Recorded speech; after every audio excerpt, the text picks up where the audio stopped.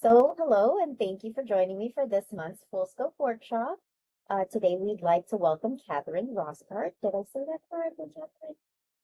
Wonderful. Catherine is the senior producer at Building 180. She has overseen large-scale sculpture installations, citywide art initiatives, and public art projects for innovative brands and municipalities.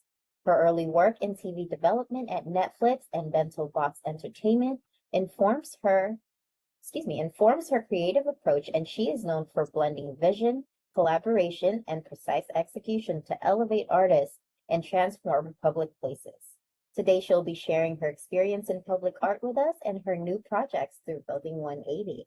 Welcome, Catherine. I'll go Thank ahead you. and let you take over. Okay, amazing. Okay, well, first, I would like to thank Clark County Public Arts for inviting me to participate in the Full Scope workshop. This is such an incredible program. What a valuable resource for artists, administrators, and anyone else that's interested in public art. Programs like this are incredible, and I think such an asset to so many. So thank you. Thank you for having. Oh, my volume is low. Thank you. Can you maybe I'll speak a little louder. So thank you for having me. I'm really grateful to be here. And my hope is that you leave with at least one useful nugget of knowledge, and maybe something that sparks some inspiration. So before we dive into my presentation, I thought I'd share a little more about me. Eileen did a great job of kind of giving a little bit of introduction about me. But, I wanted to tell you a little bit about how I got into public art. So I currently live in Los Angeles, California, and about 18 years ago, I moved here after graduating from Florida State University with the dreams of becoming a television writer. I spent years and years working my way up. I worked at Netflix. I worked in animation. I worked in film. I worked my way all the way up. And by the end, when I got to the top, I realized I was miserable. TV wasn't it for me, and there was something else that was missing in my life. So completely unexpectedly, I got a job at an advertising agency, 72 and Sunny, and they did a creative residency program where they would invite 10 creatives from around the world to make art for social good. So this had nothing to do with Nike or Tillamook or any of their clients that they had. They just put aside some money and invited just different creatives in different aspects. Someone was a neon artist, a writer, a photographer, a videographer, and we would come up with an idea and make art around a social subject. Was it about the houseless, our houseless neighbors, children, families belong together, children being detained at the border? So there was a couple different things there, and so watching these artists use creativity to spark conversation and connection and change completely shifted everything in me, and I knew that I needed to work in public art. So after that job ended, I was lucky enough to find Building 180, which I'm going to talk to you about today. So let me go ahead and share my screen.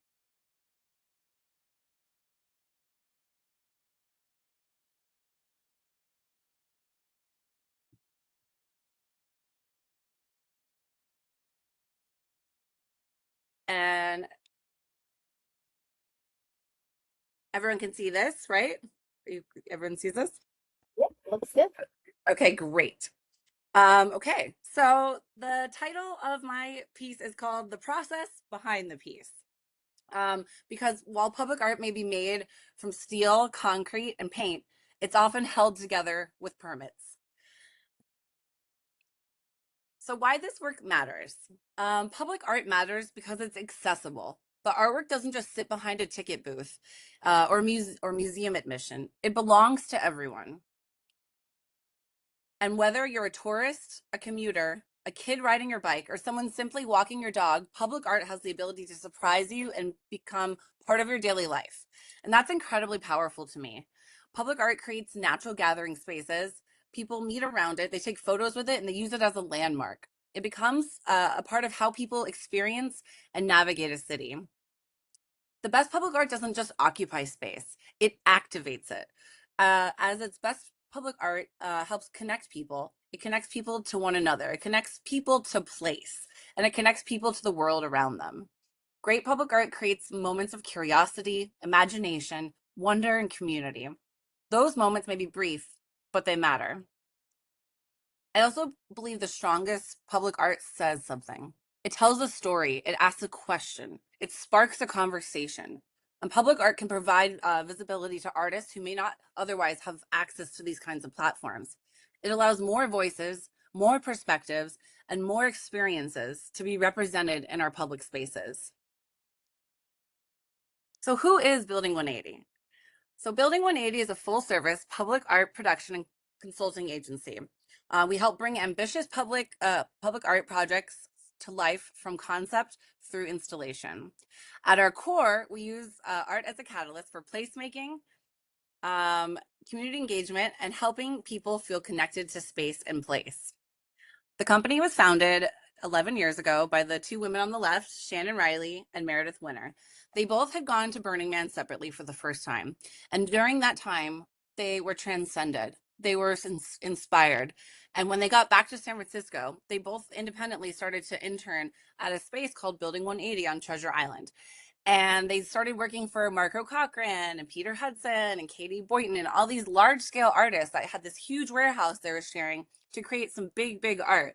And while they were there, they met and came up with a plan that art deserves a second home. It shouldn't just be, put up one time at Burning Man or put up once and then put away. What can we do with it next? How can we get it out in the world? And so that's how Building 180 came to be. Over the next decade, Building 180's work expanded dramatically. We've helped bring sculptures all over the world, from Europe to New York, Austin, you name it. We've been all over. We've done a bunch of work in Vegas. You might have seen some around. Um, and we brought art to different festivals, Blink in Cincinnati, EDC in Vegas, Life is Beautiful in Vegas. And the scale and the mediums may change, but the goal remains the same: creating something memorable and for people to experience through public art. And so now I want to show you all just a quick little reel of a couple things that Building 180 has done.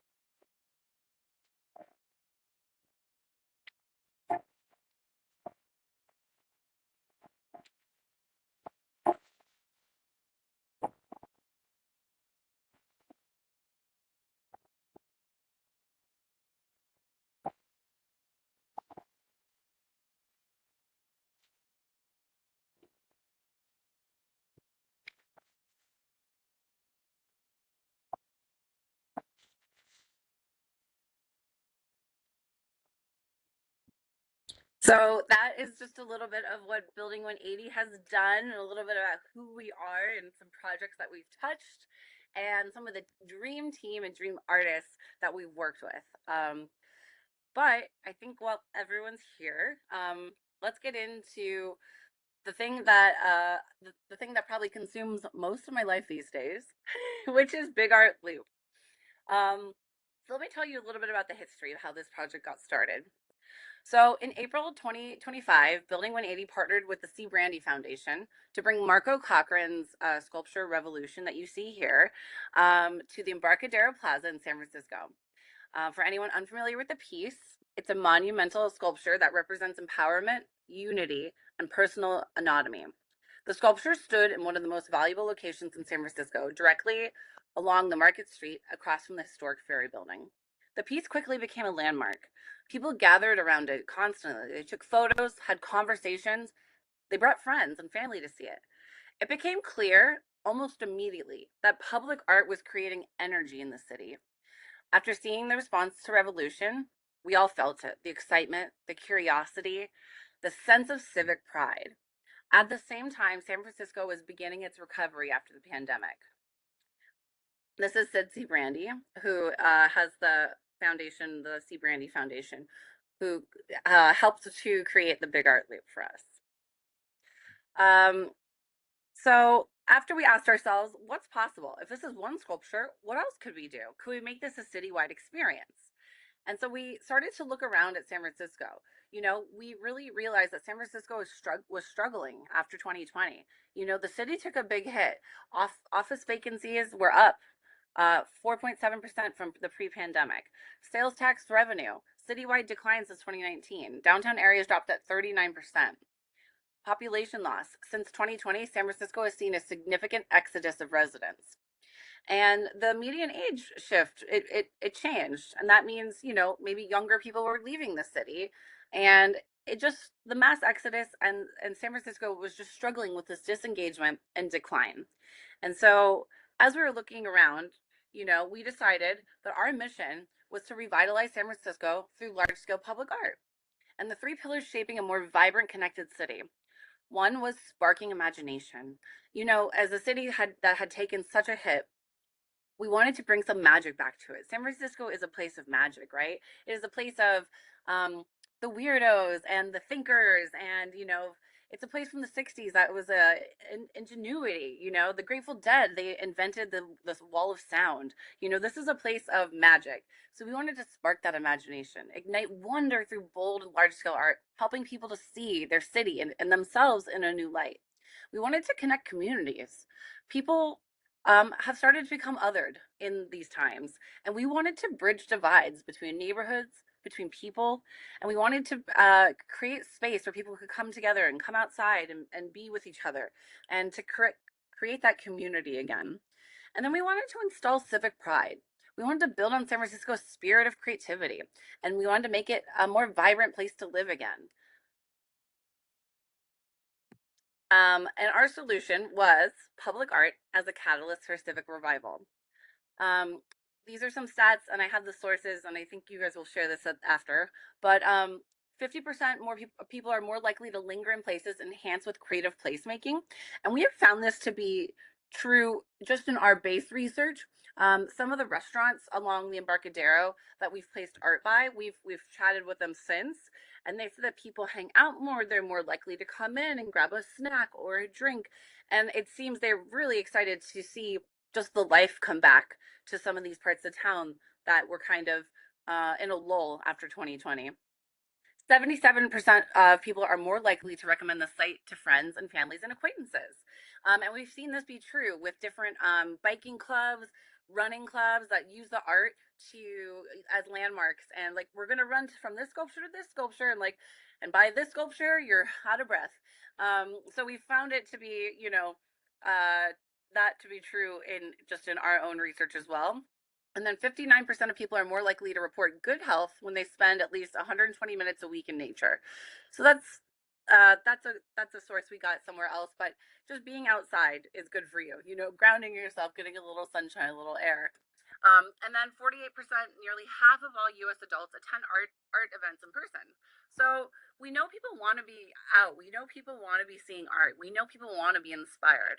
And so this was our idea. Let's make something really cool in this amazing city that can help revitalize it, help businesses, help people get back outside, help us to connect.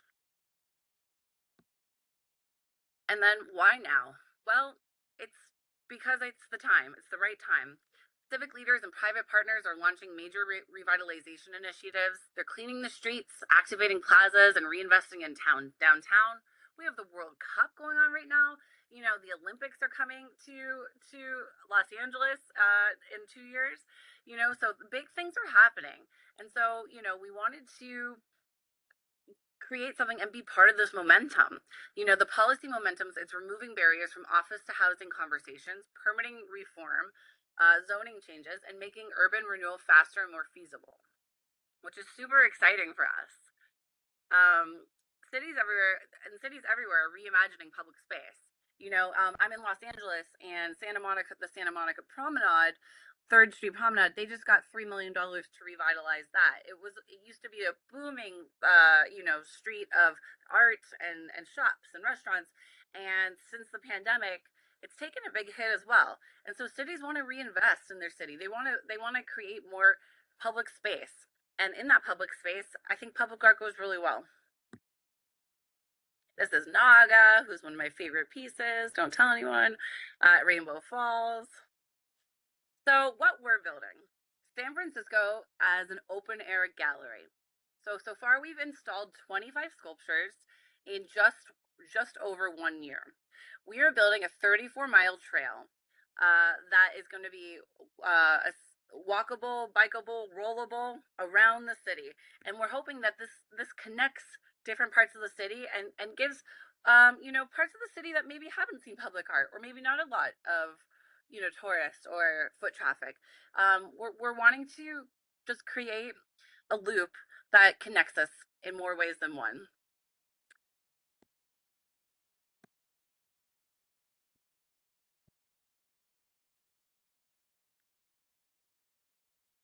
And this is a little video of once we did 10 sculptures along the Embarcadero, so along the port of San Francisco last fall. So I just wanted to share a little video of those as well.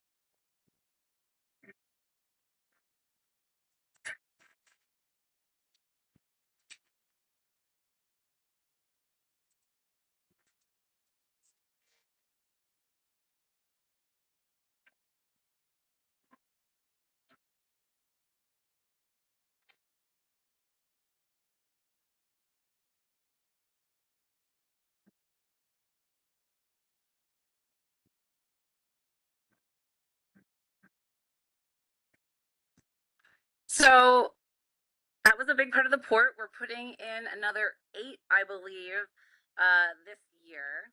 Could be six or eight, along the Embarcadero, which is really exciting. Um, Currently, we have 23 sculptures on the loop that you can see. We've installed 25. Two have come down off the loop. One was sold, which is super exciting. And then one came down for other reasons. But again, we're putting up another 25 this year. So the loop is growing. And that's one of the realities of temporary public art. The landscape's always evolving and things change, and we're very malleable. Because we're working in the city with different city municipalities. So, having to navigate the challenges of that, we can kind of just, we improv a little bit. So, if you are an artist and if you have a large scale sculpture in storage, we'd like to hear from you. So, some of the requirements for Big Art Loop are it needs to be pre existing. The sculpture has to be already made. Does it need a little refurbishment? That's okay. We can work with that. But we're not commissioning pieces right now. We're looking for art that already exists, that you've already put your blood, sweat, and tears in, and that you need somewhere else to showcase it. The other caveat is it needs to be big, right? It's big art loop. So minimum of 10 feet tall or 10 feet wide or bigger or taller or wider. Um, the condition, it needs to be exhibition ready, structurally sound, outdoor suitable. It's going to be outside, as you saw on the port. Maybe there's going to be some water. There's weather. It is kind of rainy in San Francisco. So it needs to be ready to be outdoors. Again, we can talk about refurbishment, but ideally, it's ready to go. Um, and if you want to apply, you can go on to bigartloop.org and there's a submit art and it'll kind of tell you how to do it. It takes about 10 to 15 minutes. And if you have questions, you can always reach out to me as well. So now let's talk about the part that nobody sees, the invisible work. Because while everyone loves the unveiling, nobody usually sees the hundreds of hours leading up to it. This is us on site. This was a semi that we had to do like 100-point turn to get it to fit next to the ferry building. It was definitely a moment where nobody was breathing, to say the least. So let's talk about our process. So from site selection to arts commission approval. So every every Take two. Every piece starts with the site selection and agency support. So we identify locations along the loop and secure support from the responsible city agency, Rec and Park, the port, etc. So then we go and we do a site visit. So we evaluate the site for visibility, public access, any constraints. And then alignment with the neighborhood. A lot of times we're in connection with the district supervisors. We are talking to the neighborhood associations who care so much about their neighborhoods.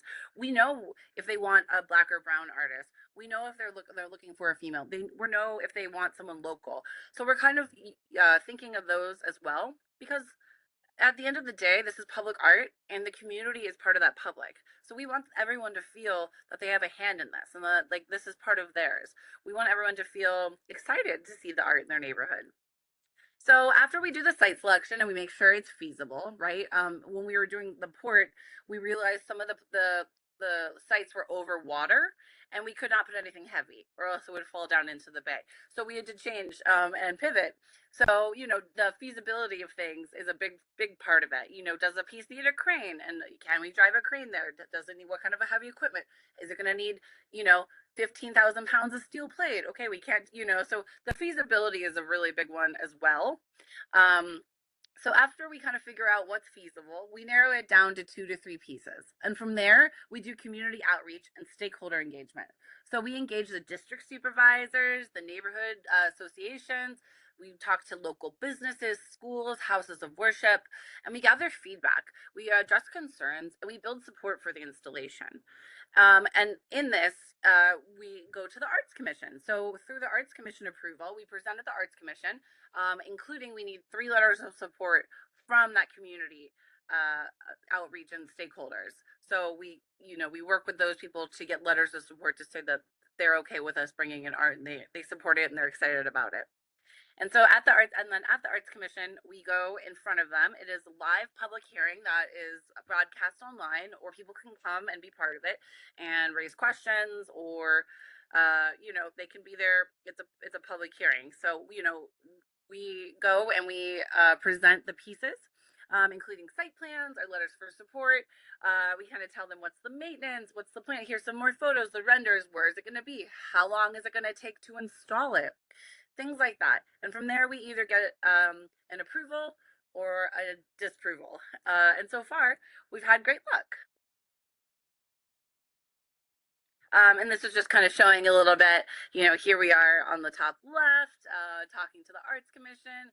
On the right, we have to do full engineering, and a lot of pieces come from all over the world. They come from anywhere. And if it doesn't have stamped engineering, and even if it does, we have to have it engineered for California because we have seismic, we have earthquakes, we have different wind loads. So everything's a little different. So we work with 2 different engineering firms here in California who then work to engineer it per the site.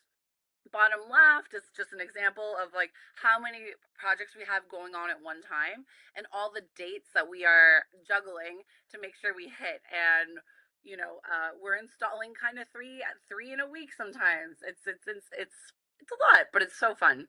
And the bottom right shows a site plan where we're just kind of showing whoever our city partner is, like where the truck's gonna go, where are we gonna lay the groundwork, where are we going to lay out the art before we put it up, where are we parking, things like that. This is just showing our last arts commission meeting. We were just kind of showing them where we were pitching to put new art. So 1, 2, 3, 4, 5 were our, oh, and 6 are new places that we'll be putting art this year.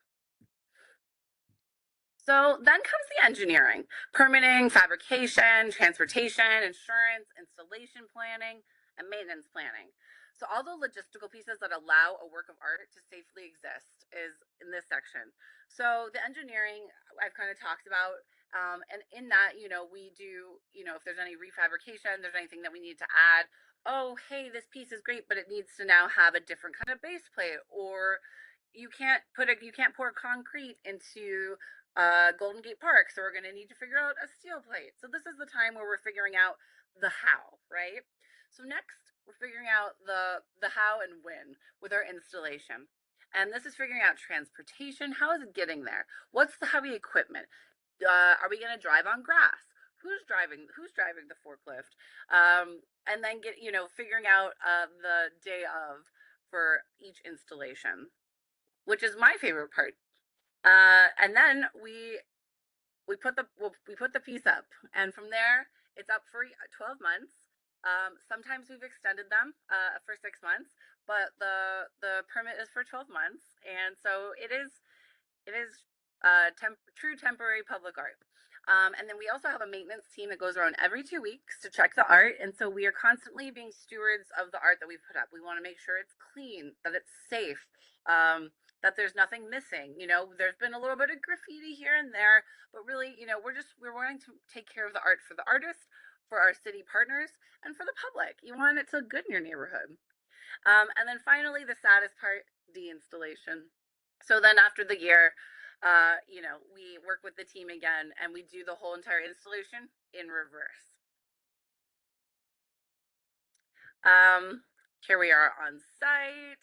This was a really big piece. This was called Echoes, and by Matthias Gamal, and it is a 11,000 pound blue whale. And this was put up at the Weta Plaza, which is right next to the ferry building. And we needed a crane, a 2-ton crane.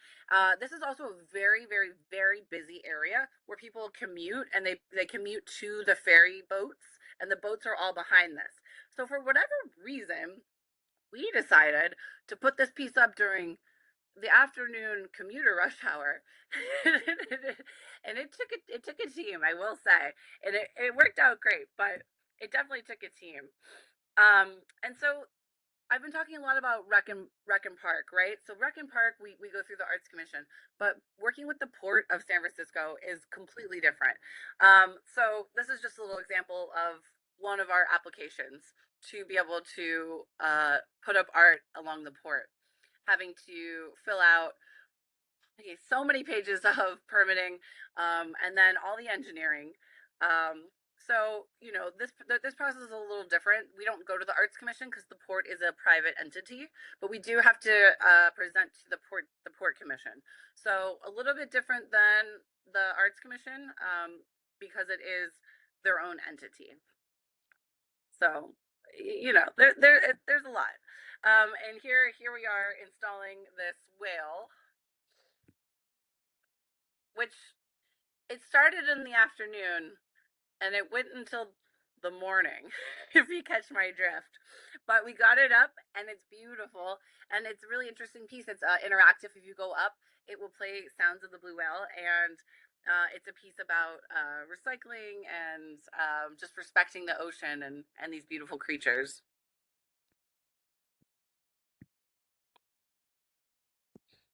Here's just some more of the team putting in the art. It takes a village. And so people often ask, What I've learned during this work. The answer is a lot, but a few lessons stand out. First, team is everything. Building 180 only has 6 people. We're a very small team, but nearly everyone on it has experience producing large scale installations, many through Burning Man and other public art projects. But everyone shows up, everyone solves problems, and they jump in when things get hard. And when you're installing an 11,000 pound whale in the middle of a city, that kind of teamwork really matters. So I'm really grateful for having these people to learn and live with and grow with, and it's been really great. And the other thing that I've learned is public art has the power to bring people together. It gets people talking, it gets people thinking, it creates moments of wonder. And I think the older we get, we all need a little more wonder in our lives. So thank you. That was my presentation. Oh. Thank And you so and now we can kind of talk through some questions. I can go back and I can share other parts of the if you guys have. Hold on one second. Gotta find where you guys are. much. So if people had questions, I know I kind of jammed through it pretty quickly, but yeah, I wanted to kind of open it up now and make this more of a dialogue to see what kind of questions I can answer, and yeah, I have a quick one for you. sure. I know you're very familiar with Las Vegas. You've done projects here. Can you tell us the projects that you've done here in Vegas so our attendees can kind of picture what Yeah. you do? Yeah, hold on one second. I have a list. And then I saw in your presentation you had artist Peter Hazel on your Yes. lineup. We have a Peter Hazel piece here in town also. Oh, you do? Which piece is his? Yeah, I don't it's over at Lone Mountain at our equestrian park. We have it's a large steel horse. Oh, I believe oh. it's a granite. Can Yeah, I see the I don't think that was through Building 180, but we love Peter. Okay, so Yeah. yeah, so the pieces in Vegas are Heartfulness at the Fashion Show Mall, which is by Katie Boyden. And that was a piece that symbolizes healing and resilience, community strength, and that was following the 2017 um, mass shooting in Vegas. So that was a piece that was brought for that. And then there's a piece called Inspire at the Fashion Show Mall, and that was a partner. We partnered with the Fashion Show Mall and Life is Beautiful to install Inspire. It's a permanent 14-foot sculpture by artist duo Hibikozo. And it's located on the Vegas Strip across from the Wynn. The next one, we've done a lot with the downtown revitalization. So we've been a creative partner to Corner Bar Management, who owns Lucky Day, Disco Pussy, Park on Fremont, Cheap Shot, We All Scream, and Limona Rosa. So we've worked with them to either design the interiors. You know, we made a giant disco octopus in Disco Pussy. We helped to redo Park on Fremont Street, and redo all of the um, uh, art in there. We helped do a big mural on the side of Limona Rosa, and that artist, Baby B, she actually also designed the menus, and she did some more work interior for them. So we've done a lot of stuff for downtown as well, which is such a fun part of Vegas. We also did the largest augmented reality mural in the world. It's called Transmigrations. It's in the downtown Grand Hotel and Casino. We commissioned artist Camilla Magrin to create 2 massive 70 by 100-foot murals that enhanced through custom augmented reality technology. So the problem there was in this hotel there was one wall of rooms that looked just to a wall, and it was kind of sad. And so what we did is we came in and created this big mural. So when you look out, you see art, and then it's also augmented in this kind of really fun way. So it was a little bit of like a Easter egg surprise for when you'd stay in that room. We also did Slat City, which is like kind of the big colorful art at the Downtown Grand Hotel as well. And then we've brought art to EDC in Vegas. Life is Beautiful. And I think most recently we helped with the show Awakening at the Win. We did like a mural campaign for them to kind of we did in Phoenix, San Francisco, and Los Angeles. We did huge murals to try to get the word out for that new show. So we worked with three incredible artists, each one local to the city, to their own city, for Awakening. So That's so amazing. That's so many projects here. right, it is. As I was like going through, I was like, wow, yeah, there's so many in Vegas. Yeah. Well, I mean, you're kind of our neighbor, so you know. That is very true. That's very And we're so well, me personally, I'm very excited for the big art loop. I grew up in San Francisco, till adulthood. I worked downtown, so I saw that here all the time. I was an Embarcadero all the time, walking around the neighborhoods. And now Sure. that I mean there's like really cool public art sculptures there, it's like a lot more enticing to go. Yeah, and this is we're trying something kind of new, and we're hoping that through this we kind of build a template that can go to other cities. And a big part of this is we did have funding to begin with, right? So that is a question, like how do you do this? How do you start this? And you need money to be able to do anything. That is life. So there was us working with a family foundation to help get this started, but we are opening the project up to donors now, and going to become a nonprofit to extend the reach of this, because we do think there's longevity. It's getting great. People are loving the Big Art Loop. We're getting a lot of great feedback. People are taking ownership, of the art in their city. And it's exciting. I'll see strangers on Instagram posting about it, and I see there's a one wheel club where they meet every last Friday or whatever on the Embarcadero at the Mermaid. It's becoming part of people's lives, which is really exciting. That is So Another question I noticed, or not noticed, but you had mentioned that one of the sculptures already got sold. So how does that process work with this? so all the pieces are up for sale. And it's up to the artist to name their price. And so yeah, that was called the giraffes. It was a mama and baby giraffe. People loved it. It was on Sunset Dunes. Oh, and yeah, another thing that's interesting actually about building 180 is we've helped with a lot of legislation in San Francisco, or at least like the second hand of it. So two examples are the Golden Mile along in Golden Gate Park.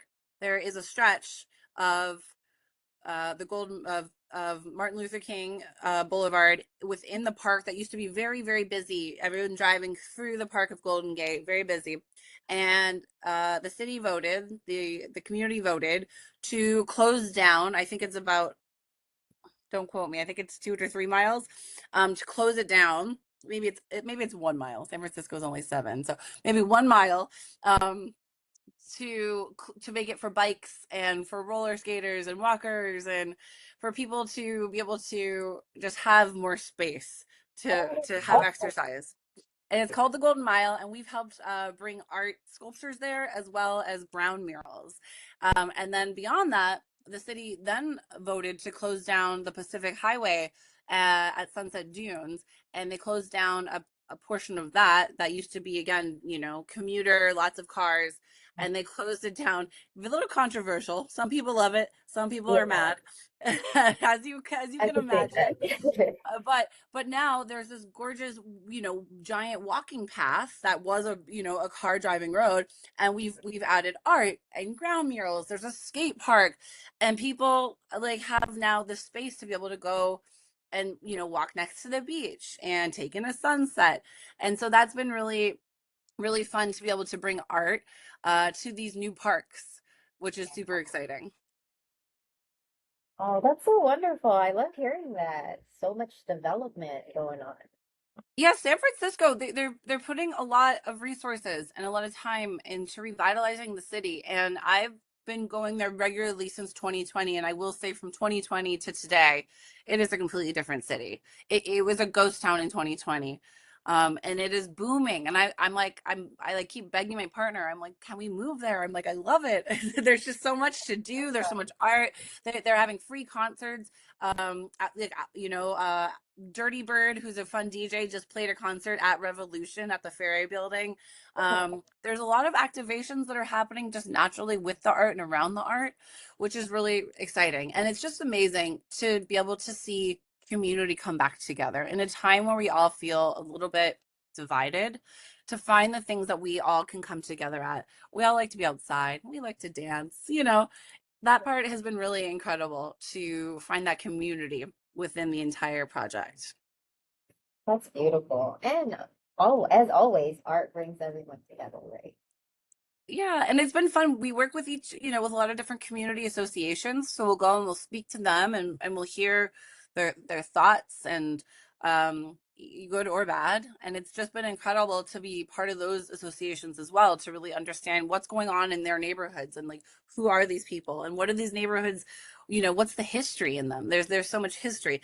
And I think, you know, there is something that could transfer to other cities in that. I think there would be a want and a need in that. So, but Big Art Loop is open to everybody. So artists here that are here listening, we would love for you to apply. You can also apply with murals, just for Building 180. We also love muralists and constantly have mural projects. We just did a couple of really like 6-story tall ones in Berkeley that were really neat. So we're always looking for muralists as well. And we just love connecting with artists. We have a question. Yeah, so what can we do here in Vegas that will bring public art and events like just like San Francisco? Hmm, that's a tough question. I think you guys are doing a lot of those things. I guess it depends. Um, so for the art of it all, a lot of it starts with, where's the art gonna go and who's gonna fund it? Because the artist needs to make money. It costs money to rent the equipment. So it's finding like the funder. Is it a hotel? Is it the city? Is it a certain brand? Um, like who's helping to fund bringing that art. And for the events, a lot of the times it's just people on their own doing it. Like the running club is just they just have like a website and people just show up. It's like a meetup. The One Wheel Club, again, it's just like a meetup. So there's a lot of things that people just do kind of renegade, which is neat. And I think a lot of the times it's people that live in the city. Like Dirty Bird, they live there. So they're like, we're just going to throw a free concert. I also do think the revitalization part is really big. So a lot of this is funded. There are things that are funded through the city because they want to revitalize San Francisco. But for Vegas, I'm sure there's grants that exist to do that. To bring the arts to get people out in community. So I think it's probably finding those grants and then figuring out what you want to do with it. A lot of times there's some open-ended ones where they're like, here's a little bit of money and you know, what would you like to pitch to do to bring people together?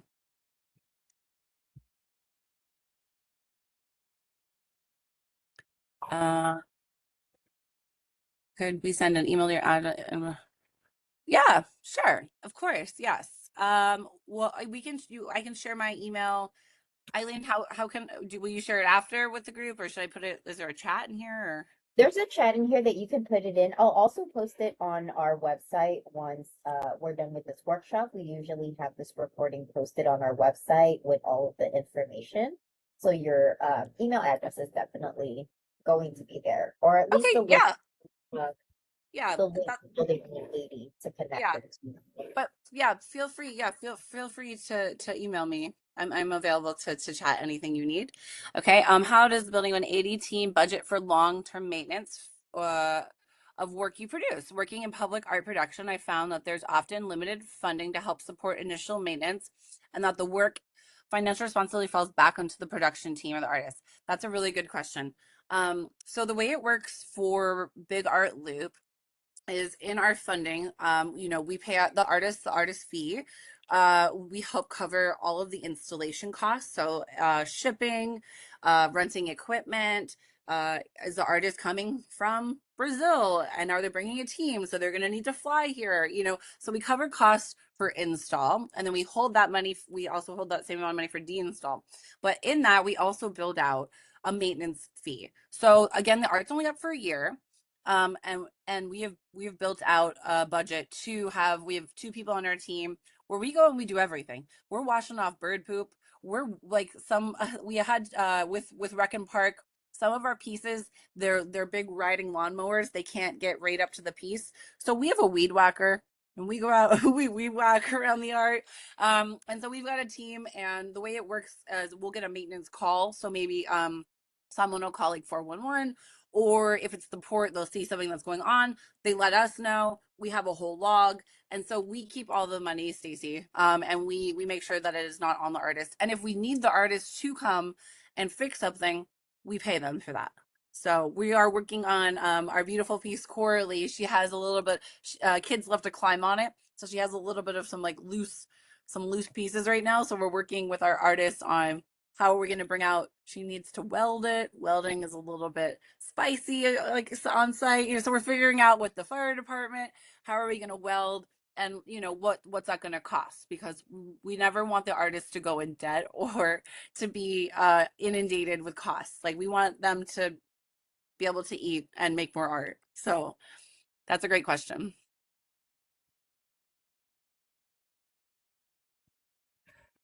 It can definitely be challenging to figure out maintenance costs. We're doing that right now. So the way, and I can just dive into that little tiny bit more. We just build out a line by line item, a budget.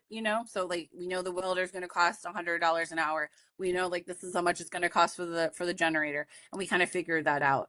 And then ideally, going into the art, if we've refurbished, we're kind of pre-planning for that, right? And then within our engineering, even though things are not climbable, we ask people do not climb. We have no climbing signs. We know the public's going to climb, so we pre-think about that when we're engineering. So we think about the load, we think about all those things going into it, so things hopefully won't break or piece off throughout the year. Hello, can you hear me? I can hear you. Oh, I see. Um, Thank you for your presentation.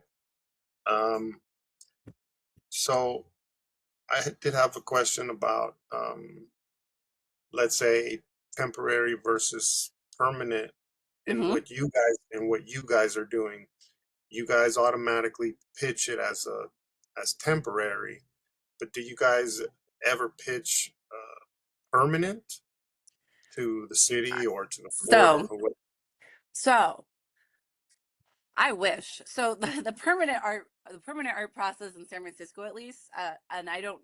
It does seem that we've done a couple pieces in Vegas, and I think most of those were before my time working with Building 180. But for San Francisco, what I can speak to, um, it is a long process. First of Mm. all, you have to put up a 50-year endowment. So you have to have enough money to cover 50 years of maintenance, as Stacy would ask. So the person or the foundation, who's ever paying for that, would have to pay a 50-year endowment, so the taxpayers don't get saddled with the bill. And then on top of that, just the process is it's much different. It can take years and years and years for a permanent piece to go up. So we haven't actually tried to do that. Um, and the temporary is working, and as we're kind of doing this, no one's done it this kind of fast. I mean, we're following every single thing by the books. It's just we have a team that is dedicated to do this. But we're learning a lot, and so is the arts commission, and the arts commission is actually using a lot of the things that we've done, to on their website as like examples of like, wow, this is great to do. So, we'll go down boots on the ground and talk to people in the parks. What do you want? And like, how is this art affecting you, and things like that. I'm off topic, but yes, permanent art much harder. Temporary, still difficult but doable. But you um guys do permanent on private property. you could do permanent on private property. And I think that's how the Hibikozo piece, like that was on private property, the Fashion Square Mall. I see. And the way you guys pick the artists is you guys are showing like samples of different artists or particular art pieces that are already made, and then it goes through some type of jury process or we with the public, and then the public kind of selects what they would prefer. You guys use this kind of method to narrow down how you get to Yeah. the artist or to a piece. Yeah, so the way it works is we have an open like a open call that's just rolling constantly. And so we have thousands and thousands of sculptures at this point, which is amazing from all over the world. We have an artist that's coming from South Africa, we have an artist coming from Spain. But so we have thousands of different art pieces that are submitted to us.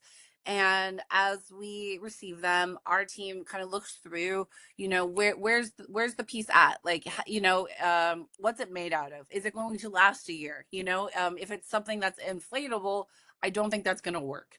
Not out in public, with no security. So we kind of look at like what's feasible, and then we look at what the neighborhood represents, or where's the space. We're working in some parks. We're working next to some lakes that are very natural, so adding like a big bright shiny thing would work. You want to like, so we kind of think about the space. And as we've been curators and producers for over 10 years, we kind of have the idea of what can kind of work in the space. And then from there we do the site feasibility. Like, is it over water? Like, can we bring a crane? Oh, this site, you have to be able to carry the art, so it needs to be something really light. And then, like, what does that mean for engineering? So we kind of do the feasibility, and make sure, like, oh, or is it really climbable, like, oh, this piece is like built out of ladders, like, I don't know how you're going to make it not climbable when the whole point of it is to be climbed. So we kind of look through that to make sure it's going to work, it's going to be feasible, safe.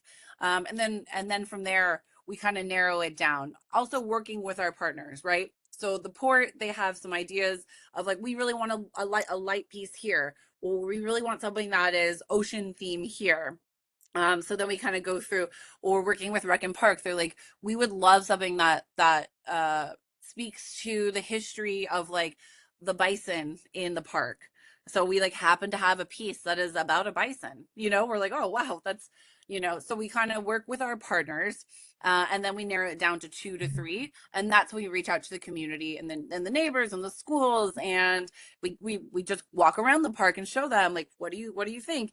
And so it's not necessarily a set jury, but it is working with the partner community, and just kind of getting a sense of what people like. And not everyone's gonna like every piece, but it's only temporary, so I'm like, it's only up for a year, but most everyone's really loved it, to be honest.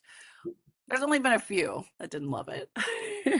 You have a system currently for people to upload a suggested sculpture that they've already finished, but generally, how do you guys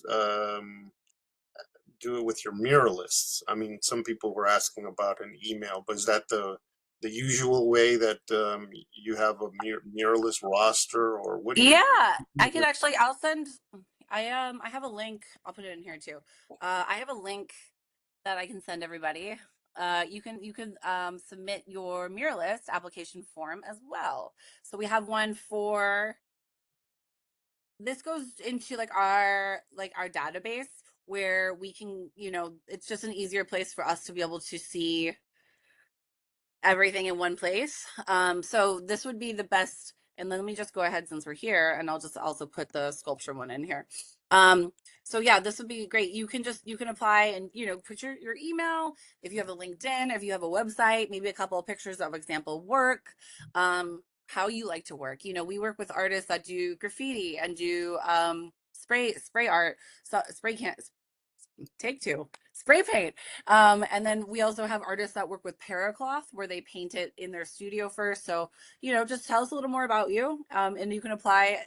That's the mural one, and then this is here on Big Art Loop. You can find us. Let me find the actual link for you all.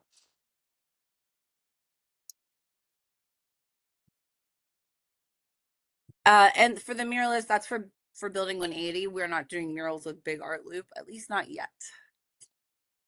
I see. And you guys are doing a lot of steel and maybe some work that looks like fiberglass. Is that pretty much what you We guys? Yep, we've done a lot of corten steel. We've done glass. Desert Shark, which is in Desert Shark, which is at Fisherman's Wharf. That's made out of glass. Um, let's see. We just put up two giant crows called an attempted murder, and it's called an attempted murder because a murder of crows is three crows, and this is only two, which is quite clever. But they're made out of bronze. Um, yeah, a lot of steel, bronze. Yeah. Okay.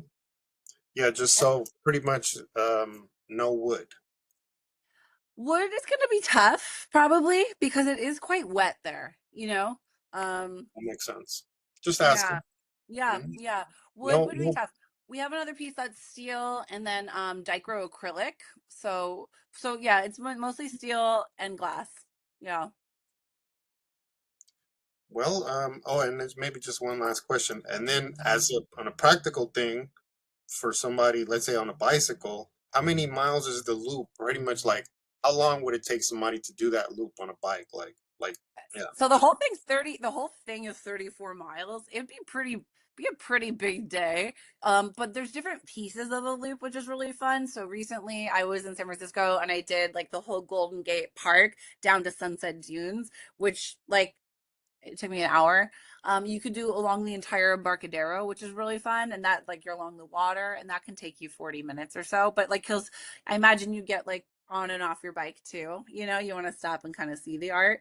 And the idea is that there'll be different like sections. You know, so but if you want to do the whole thing, it's 34 miles. I see. I see. Well, I thank don't you. think I don't think I could do that, but and Mhm. not with those hills in San Francisco. Yes, yes. No, I was just curious. Yeah, I mean, it's a great idea. I think a lot of the galleries should try to coordinate and make it to where people can see multiple things in one outing or in one visit. So Yeah, you're, yeah. We've done that. We've done a couple of different walks. There's been some conferences where they've planned some walks.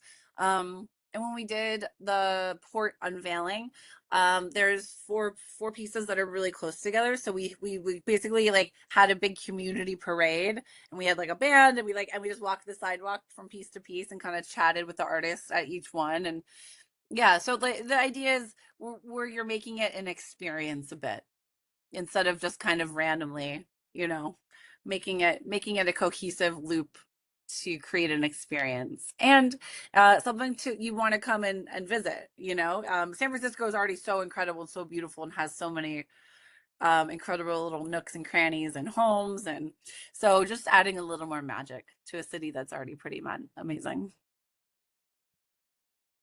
yes. What else? What else, everyone? I know I kind of went through the presentation fast. Did anyone have questions about um, just the steps of getting the art up? Any questions about, again, more about how we started? I know everyone's interested in like how to bring this to Vegas. We're thinking on that too. We are constantly meeting other groups, city municipalities, like entities, like people that are doing art or working in public art. How are they doing it? What have they done right? What have they done wrong? We're talking to other public sculpture parks. You know, how can this scale? Because really the core of it is you know creating community and getting people outside to you know enjoy nature and have a little bit of art that's not in a paid closed door. So we're thinking on it too. Hi, Catherine. Oh, Oh yeah, sorry. no.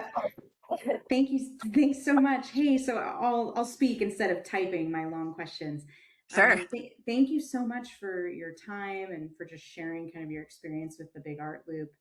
Maybe another logistics question that is not so exciting, but I'm kind of curious about is Sure. on the insurance and kind of Mm-hmm. liability side of things. Mm-hmm. How is the how is the artwork protected? You know, so if artwork is damaged, you know, what's is there insurance that is there to kind of protect the integrity of the work? And then I guess the flip side of that is how are you insulating, you know, your team and also the artists from liability if, you know, you have kind of a rando that likes to go and climb on things that aren't supposed to be climbed on, right? Sure, sure. Yeah, so the way the insurance works is there's kind of so we have a certificate of insurance with the city, and then our artist has one with us. And so there's kind of an order of operations, and then the city also has their own. If the art is damaged, we haven't gotten there yet. Our insurance uh let me see here one second. Our insurance is for it's for liability. Hold on, I can tell you. Yeah, so ours is just a commercial general liability insurance. So, people can get fine art insurance if they want, which will then actually protect the piece a little more. It's just very expensive. So we don't pay for that. Our thought is, you know, being in a big city, uh, there's naturally people around. You know, the police kind of are around often. There's normally at this point we've had pieces up for a year and nothing more than like someone's written a name in graffiti. And then you know we have a piece called Octavius on Sunset Dunes that we dumbly put next to the skate park, and it's made out of like ceramic and glass as a giant octopus. So once in a while a skateboard will hit it and like a little and a piece will kind of pop off and we'll have to go and like re-add it on. But so far nothing has happened. Um, but so it's just general liability insurance. And so we uh we cover we have a policy, and so does the artist. That makes sense. Yes, the fine art is so expensive. It's crazy expensive to get. So It's really expensive. totally. So artists are more than welcome to get that. We just don't cover that cost, and we don't cover that on our side. Again, just because the girls, like my bosses, they've been doing this for 11 years, and they haven't ever found the need for that at this time yet. So we're kind of going with what we know, and so far so good. Knock on wood. Excellent. No, thanks for sharing. Appreciate it. Yeah, the logistics side of it all, the insurance and the shipping. The shipping is another really interesting thing, right? We're having to get these pieces from all over the world, and like some of them are, you know, we had this giant Corten steel piece called Lewis that's at Bayfront Park. It's 3 stories tall. And in each piece it's round, and each one came they had to build their own crates out, like for it, so it came on like 3 huge semis, like all like it was incredible. So like that's always really interesting of like the like the how are we getting this piece, which was like each single like each O is its own thing. So that was a really intense install. It took about 8 days. Um, and but it came on like 3 huge semis and like just built their own crates, which was really interesting.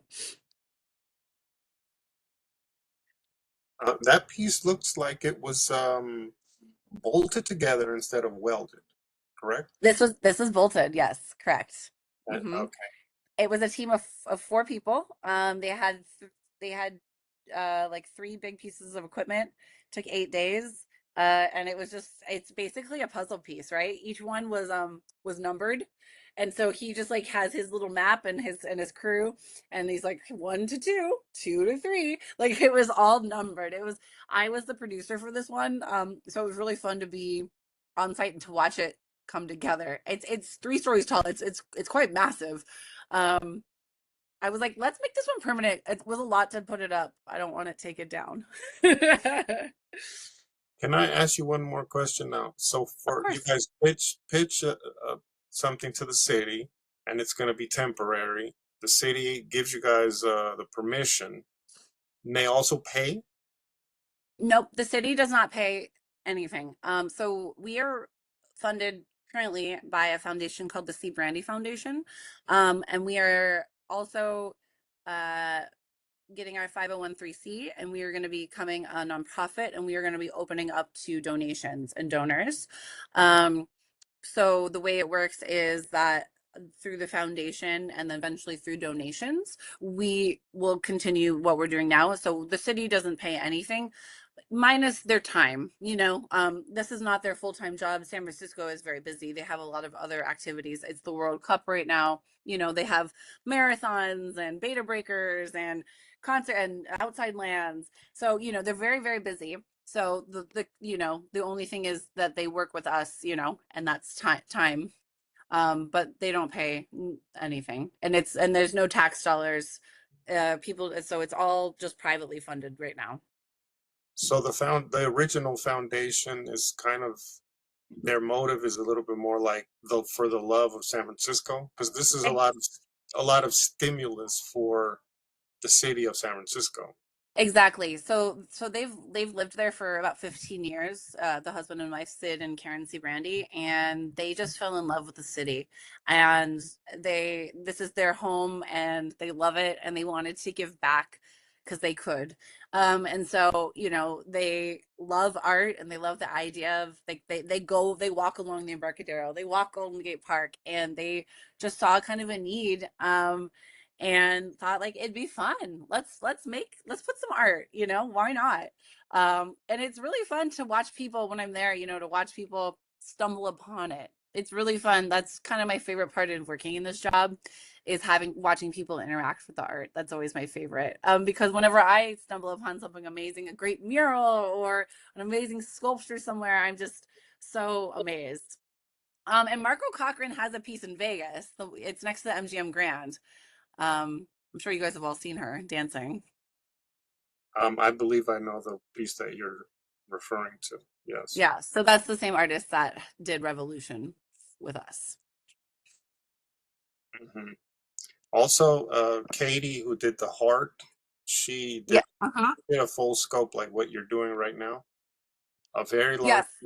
but that was before the full scope was on the internet, and Dana Albany. Yes, who did Dana, Coralie. I went back and looked at last like our other participants, and I saw they're both on there. That's so fun. Yeah. and like Eileen mentioned earlier, Peter has done a sculpture here, but I've never met him personally. But We'll have to change that. Maybe we can all get Mhm. together. Maybe the loop is going to extend it east. Yeah, yes, no, I mean, my point is that semi-connected with some of this stuff, so I do apply to opportunities in San Francisco. That was my point. Oh, okay, great. Oh, and Yeah. another thing, like you could just Google, art grants. There are grants that are happening all over the world. There are cities that are looking for artists that, to come do a mural, to come do a sculpture. Like I'm constantly seeing them along my Instagram, and we'll post them for other cities and groups. But there's a lot of opportunities out there. Um, so it just takes a little bit of time, to kind of Google it and figure it out.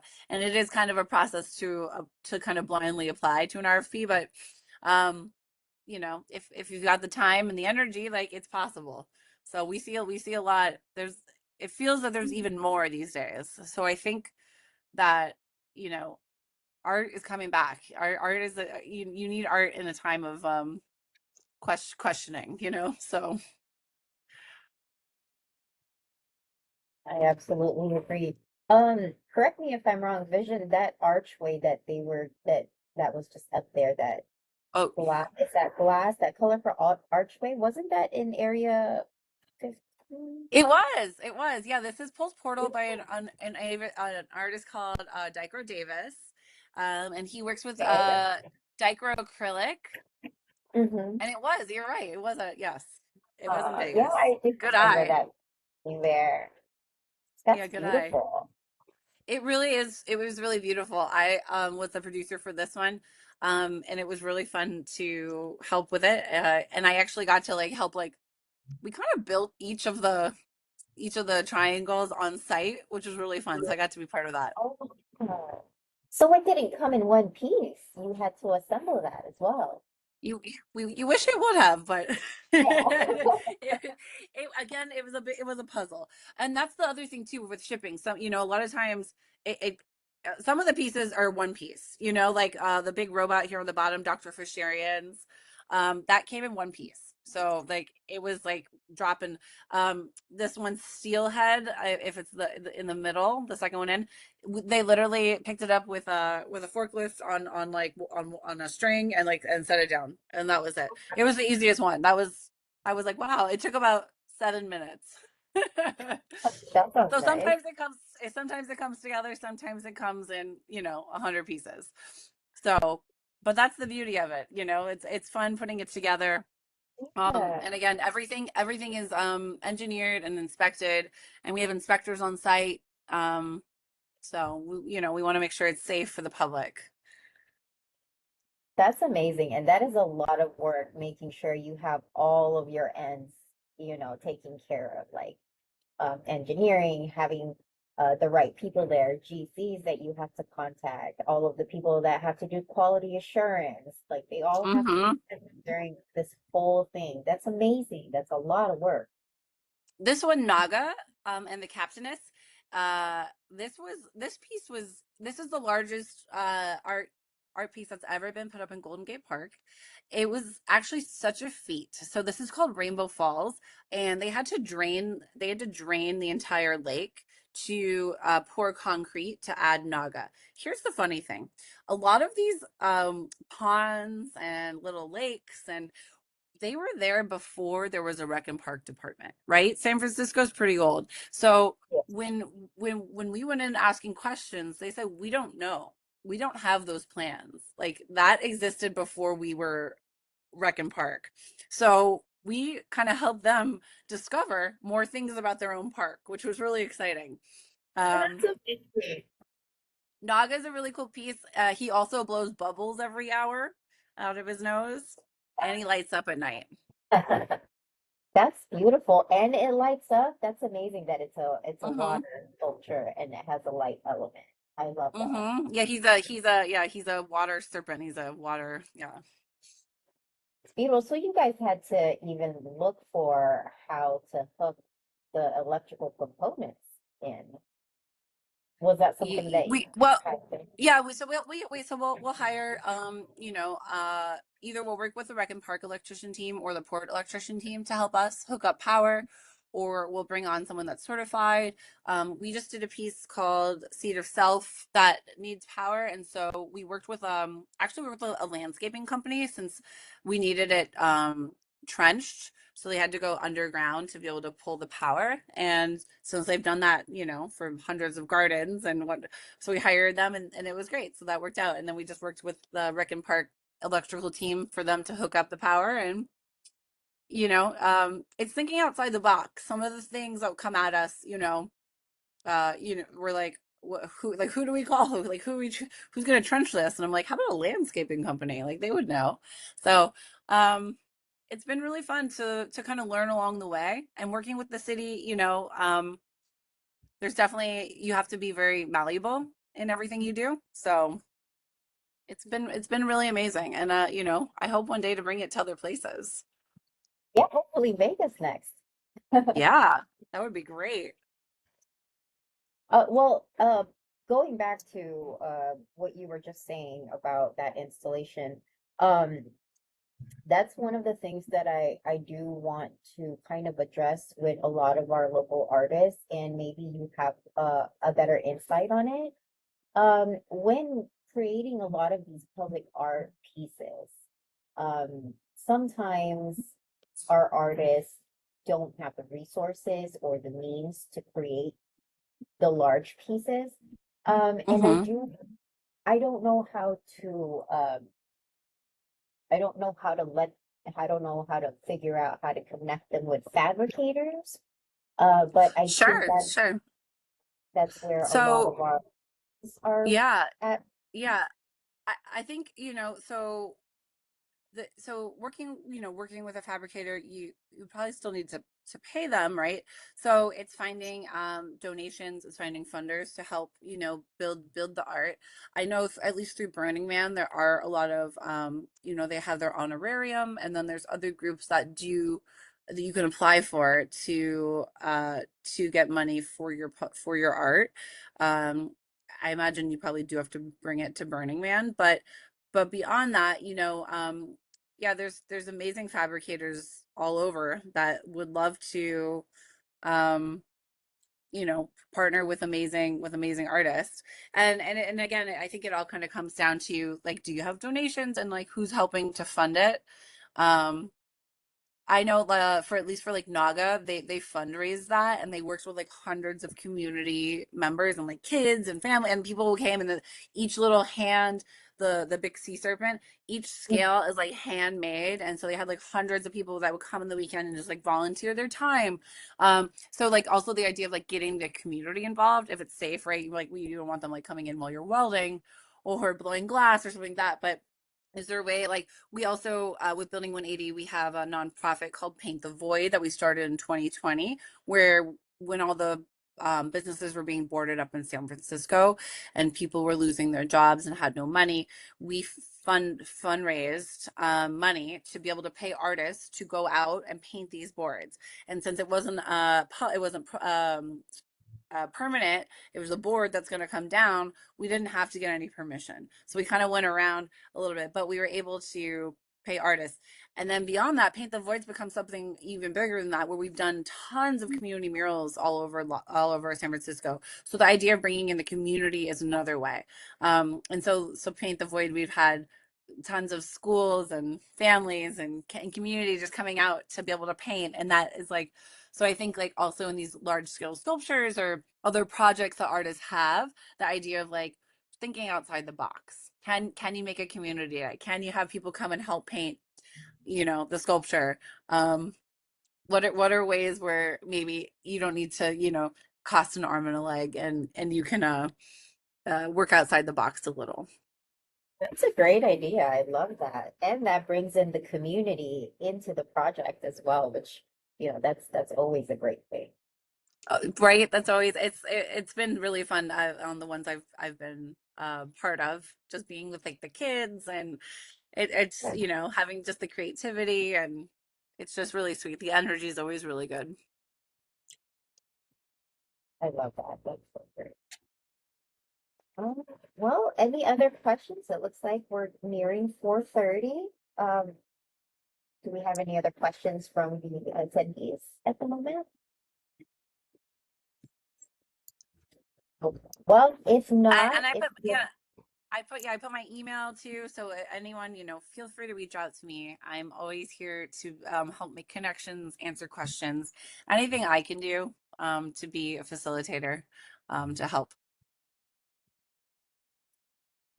Oh yeah, and we will have all of her information on our website as well after this workshop. This recording will be posted on there as well, so you can browse back through if you wanted to see anything that we went over. But since no one has questions at the moment, I'm gonna go ahead and do my quick announcements of opportunities and events that's happening in Clark County right now, and then we'll bring it back to Catherine for last words. Okay, I'm gonna go ahead and share.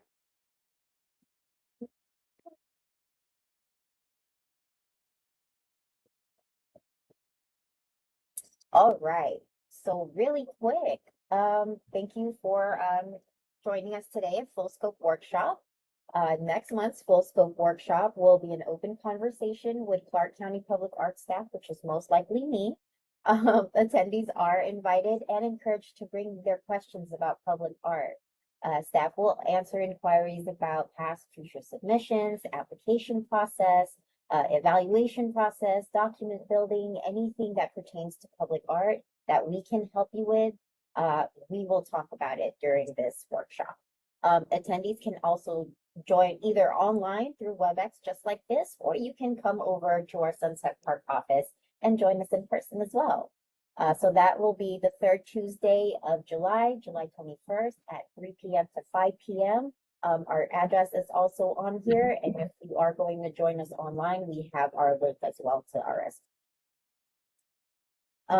For poetry, we still are on our Inkwell poetry workshops. That's every for the month of June, we have Hannah Deardorf. I'm sure I didn't say that correctly, but that will be Saturday, June 27th online from 10 a.m. to 12 p.m. For our Pearson Gallery, we did have our Juneteenth, we still have it up there. We have our Juneteenth show, Freedom Moves, that will be exhibiting there until July 23rd. We had a dedication on the 12th, but that has recently passed. But the pieces are still up there for you to enjoy if you want to go visit. Right now we have our solo series open. This is a call for art. If you're interested, the deadline is Sunday, July 12th. This is a solo a program for artists to do a solo exhibit. And so on the way to your solo exhibit, you'll be learning how to curate your own show. You'll be learning how to lead a workshop, and then do community engagement. And then ultimately you have a solo show at the end to share your art. And there's also a stipend. I believe it is, it's not on here, but there is also a stipend that comes with this, which is really great. What a cool resource, Eileen. That's I amazing. know, right? It's such a great program. It's really good for entry-level artists who wants to get into the gallery and want to Incredible. learn how to put them together, right? Right now we Totally. have our America 250 show at the Government Center. That opened June 8th, and that will be ending July 16th. I know we have, correct me if I'm wrong, Katie, do we have a dedication for this, or did this already pass, the dedication? For the Dedication for it? 250? I'm sorry, you cut out once. Dedication for it? Yeah, did we already have this dedication? We're gonna have a reception for it, July 16th. Okay, Yeah. July 16th. So Okay, so it's gonna be an it'll ending be an type of. ending, yeah. July 16th from 6 to 8. Wonderful. Hmm. Okay, so that's something to look forward to. The exhibit looks great. It's an amazing space. Definitely check that out.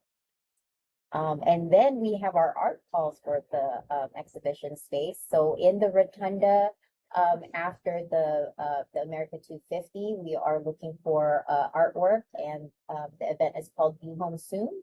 The deadline for this is July 5th, so that's coming up next month. And then after that, we do have Walking Through the Americas. That's also going to be at the Government Center. That is open now as well with a deadline of August 5th. And then at the Winchester Gallery, we currently have, this is not under our program, but there is an exhibit in there right now called Documentado El Camino, the history of Hispanic media in Las Vegas. That'll be until June 25th.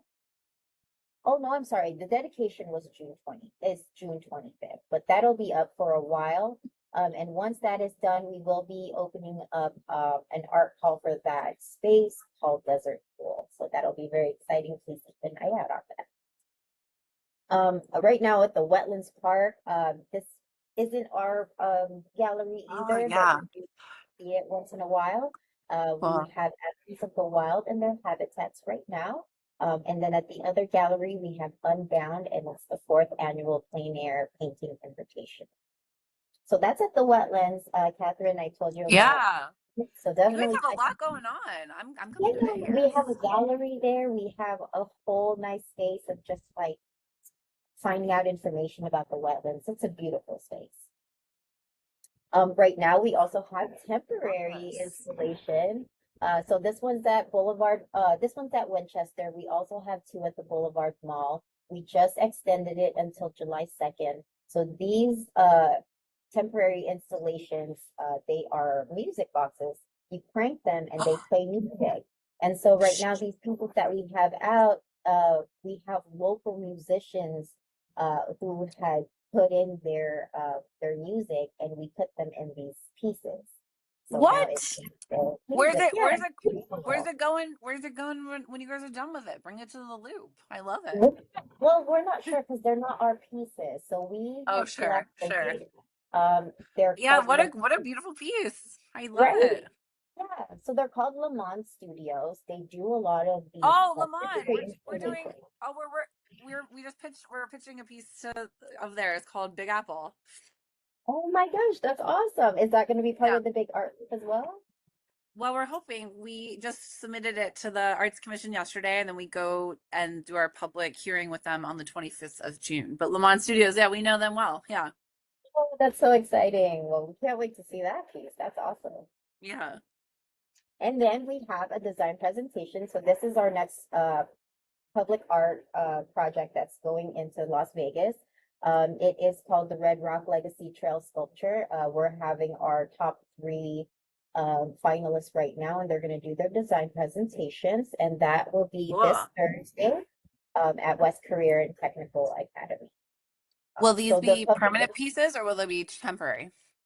this one will be permanent. Yeah. So we're going to pick Okay. out of these three after their design presentations, and one of these designs will be a permanent piece there. Exciting. I know, it's great. Okay, and then we have our ongoing calls, of course.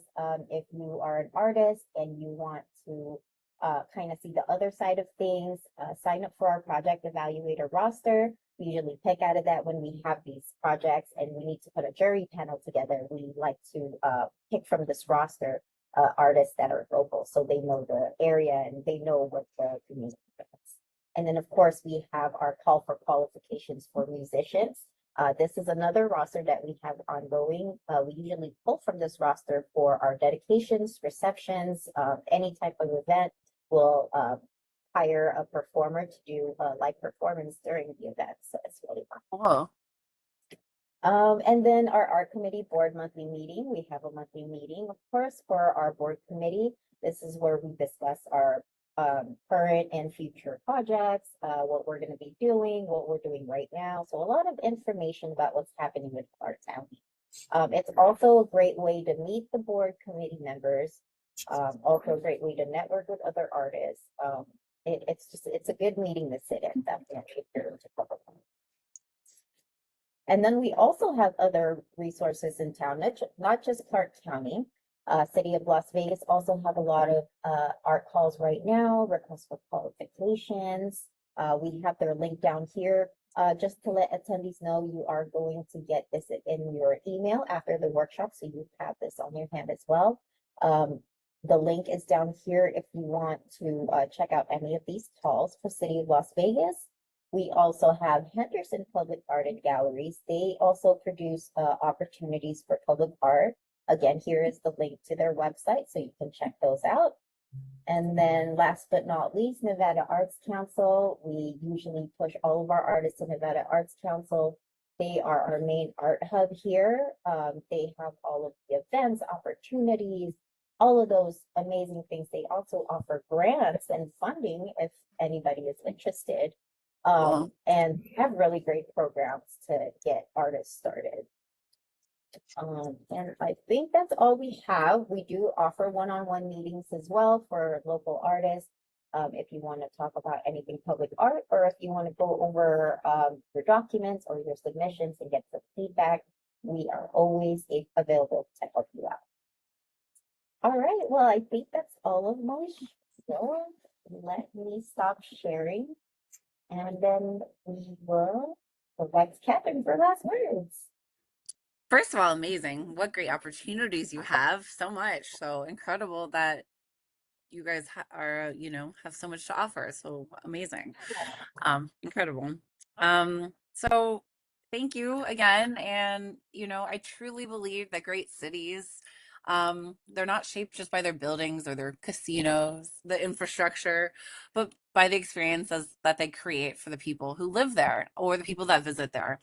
And I think public art has the power to turn ordinary places into memorable ones and strangers into neighbors.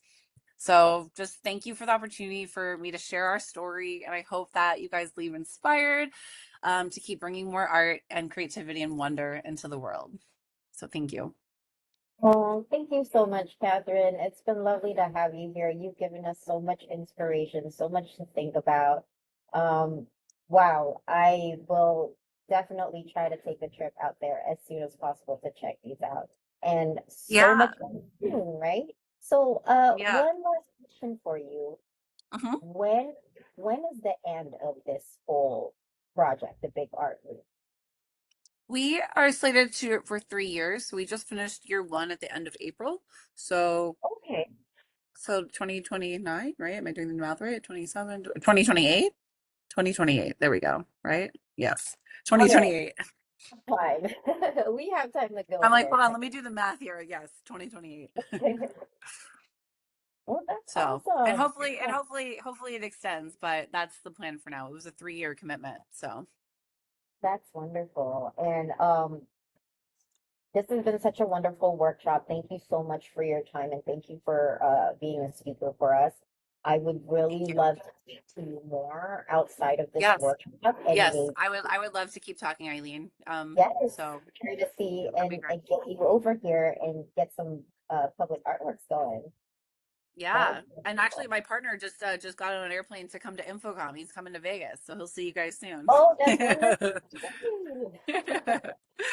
But thank you again for your time. This was incredible. And let's Thank continue our you. relationship because I want to celebrate you guys and see what you're doing in Vegas. And hopefully, maybe one day there's a world we could work together. So Absolutely. We look forward to it. All right. amazing. Thank you. Bye, Katie. Good to Thank you, meet Catherine. you. Bye. Good Good to to meet meet you you. soon. Have a Bye. wonderful Thank Thank you, you. everyone. Bye day. bye.